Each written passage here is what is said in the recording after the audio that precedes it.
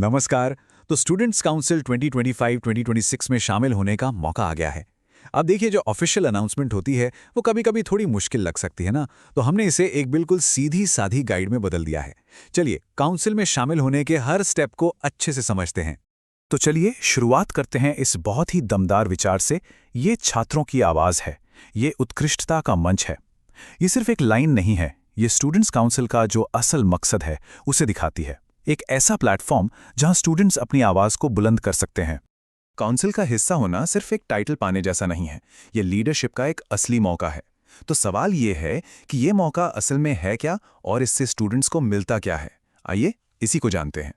देखिए, students council की नींव 4 मजबूत पिलर्स पर टिकी है: लीडरशिप, जिम्मेदारी, मेरिट और अपनी संस्था की सेवा। इसका मतलब यह है कि यह सिर्फ मीटिंग्स करने के बारे में नहीं है, बल्कि ये पर्सनल ग्रोथ और कॉलेज को बेहतर बनाने में अपना योगदान देने की एक बहुत बड़ी जिम्मेदारी भी है। अच्छा, तो अब सबसे जरूरी बात, काउंसिल तक पहुंचने के 2 रास्ते हैं और ये जानना बहुत जरूरी है कि कौन सा रास्ता किसके लिए सही है। दोनों के प्रोसेस और शर्तें अलग-अलग हैं, तो चलिए इन्हें समझते हैं। तो ये 2 रास्ते एकदम साफ हैं। पहला रास्ता है एकेडमिक रिप्रेजेंटेटिव्स का, जो सीधे सीधे क्लास में सबसे ज्यादा मार्क्स लाने वालों के लिए है, यानी बीएससी, बीसीए, बीवॉक और एमएससी के टॉपर्स। और दूसरा रास्ता है नॉमिनेटेड रिप्रेजेंटेटिव्स का, जहां सिलेक्शन एक एप्लीकेशन और खास अचीवमेंट्स के आधार पर होता है। ये उन लोगों के लिए है जो स्पोर्ट्स, कल्चर, एनसीसी या एनएसएस में बहुत एक्टिव हैं। अब कोई भी रास्ता चुनने से पहले जो सबसे पहली और जरूरी चीज है वो है एलिजिबिलिटी चेक करना। कुछ बेसिक शर्तें हैं जिन्हें हर किसी को पूरा करना ही होगा। चलिए देखते हैं कि वो क्या हैं। तो सवाल यही है कि क्या कोई उम्मीदवार इन जरूरी शर्तों को पूरा करता भी है या नहीं। अगली लिस्ट एक तरह की चेकलिस्ट है, इसे बहुत ध्यान से देखना होगा। ये एक ऐसी चेकलिस्ट है जिसे अनदेखा नहीं किया जा सकता। इसमें मेनली एकेडमिक रिकॉर्ड देखा जाता है, जैसे पिछली परीक्षा टाइम पर पास की हो, कोई बैकलॉग या एटीकेटी ना हो और कैंडिडेट फेल होकर दोबारा एडमिशन लेने वाला स्टूडेंट ना हो। साथ ही ये भी जरूरी है कि कैंडिडेट किसी और कॉलेज या कोर्स में एनरोल्ड ना हो और उसके पास अपनी ओरिजिनल मार्कशीट हो। तो अगर कोई इन सभी बॉक्सेस को टिक कर लेता है तो समझिए कि वो आगे बढ़ने के लिए पूरी तरह एलिजिबल है। और ये ध्यान रखना जरूरी है कि इन नियमों को बहुत सख्ती से फॉलो किया जाएगा। चलिए अब बात करते हैं उन लोगों की जो नॉमिनेटेड पोजीशंस के लिए अप्लाई करना चाहते हैं। यहाँ हम देखेंगे कि एक मजबूत एप्लीकेशन कैसे तैयार की जाए ताकि सिलेक्शन के चांस बढ़ जाएं। प्रोसेस बहुत सीधा साधा है। पहला स्टेप, कॉलेज की वेबसाइट से फॉर्म डाउनलोड करना है। दूसरा स्टेप, अपनी मार्कशीट्स और सारे अचीवमेंट सर्टिफिकेट्स को एक साथ इकट्ठा करना है। और तीसरा, सारे डॉक्यूमेंट्स ले जाकर संबंधित प्रोफेसर इंचार्ज को जमा कर देने हैं। बस इतना है। हाँ, एक बात यहां समझना बहुत जरूरी है कि नॉमिनेटेड रोल्स के लिए सिर्फ अच्छे मार्क्स होना ही काफी नहीं है।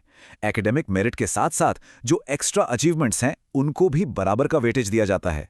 सच तो यह है कि पढ़ाई के बाहर की एक्टिविटीज ही एक एप्लीकेशन को बाकियों से अलग बनाती हैं।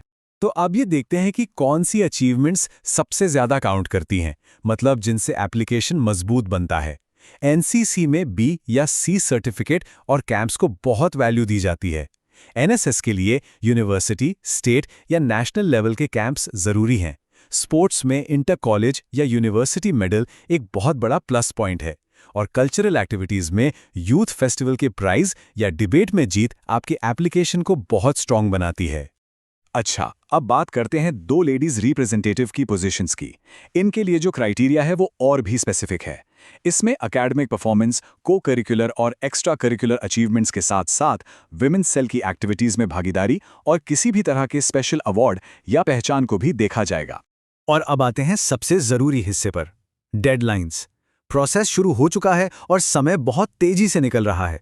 इन तारीखों को बिल्कुल भी मिस नहीं किया जा सकता। इन तारीखों को कहीं नोट कर लीजिए। 13 फरवरी 2026 को ऑफिशियल अनाउंसमेंट हुई थी। नॉमिनेशन जमा करने की आखिरी तारीख है 20 फरवरी 2026 और फिर काउंसिल के सिलेक्टेड मेंबर्स की फाइनल लिस्ट 21 फरवरी 2026 को अनाउंस कर दी जाएगी। मतलब अप्लाई करने के लिए ज़्यादा वक्त नहीं है। चलिए एक बार फिर से उस पावरफुल बात को याद करते हैं। स्टूडेंट्स काउंसिल सिर्फ एक पद नहीं है, ये नेतृत्व है, ये अनुशासन है, ये सेवा है। ये हमें याद दिलाता है कि ये मौका कितना बड़ा और महत्वपूर्ण है। तो आखिरी सवाल यही बचता है, वो आवाज कौन बनेगा? ये एक मौका है आगे आने का, अपनी क्लास, अपनी एक्टिविटी और अपने कॉलेज को रिप्रेजेंट करने का। ये एक चैलेंज भी है और एक बहुत बड़ा अवसर भी।